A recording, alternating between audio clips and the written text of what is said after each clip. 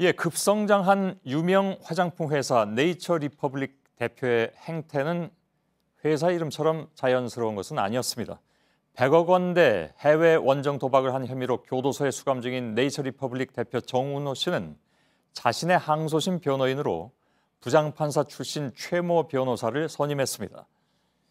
이른바 전관예우라는 병폐가 개입될 소지는 여기서부터 생겼습니다.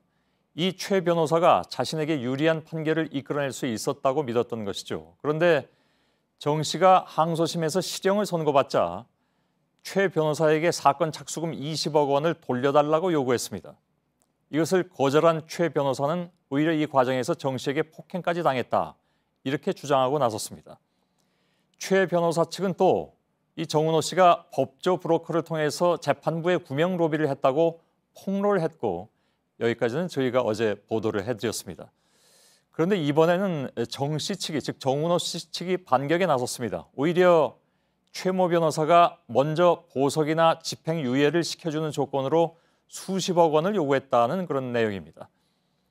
양측의 이런 폭로전에 법조계의 민낯이 그대로 드러나고 있는 상황입니다. 이른바 법조 게이트로 번지고 있는 양상인데요. 먼저 정운호 씨가 새롭게 제기한 주장을 박병현 기자가 보도해드리겠습니다.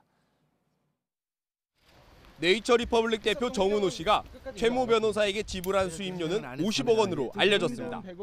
하지만 최 변호사는 착수금 20억 원을 받았지만 30억 원은 성공보수로 결국 받지 못했다고 주장했습니다. 정 씨가 서울 변호사에 낸 진정서에서 주장한 내용은 달랐습니다. 애초 최 변호사가 보석을 받게 해주겠다며 50억 원을 요구했다는 겁니다. 정 씨는 이에 지난해 12월 수표로 20억 원을 줬고 보석이 결정되면 주겠다며 최 변호사의 에스크로 계좌에 30억 원을 넣어뒀다고 밝혔습니다. 에스크로 계좌는 지불자가 은행에 돈을 맡겨놓고 거래가 성사되면 돈이 지급되는 계좌입니다. 정 씨는 지난 1월 최 변호사가 보석이 확정적이라고 말해 에스크로 계좌에 30억 원도 지급했다고 주장했습니다. 하지만 지난 2월 보석이 되지 않자 정 씨는 30억 원을 돌려달라고 요구했습니다. 진정서에 따르면 이때 최 변호사는 내가 인사권자를 움직여 재판부에 친한 판사를 넣어 보석을 받아주겠다고 말했다고 강조합니다. 하지만 정 씨의 보석이 결국 기각됐고 최 변호사가 30억을 돌려주며 이번에는 집행유예를 받게 해주겠다며 별도로 10억 원을 요구했다고 말합니다.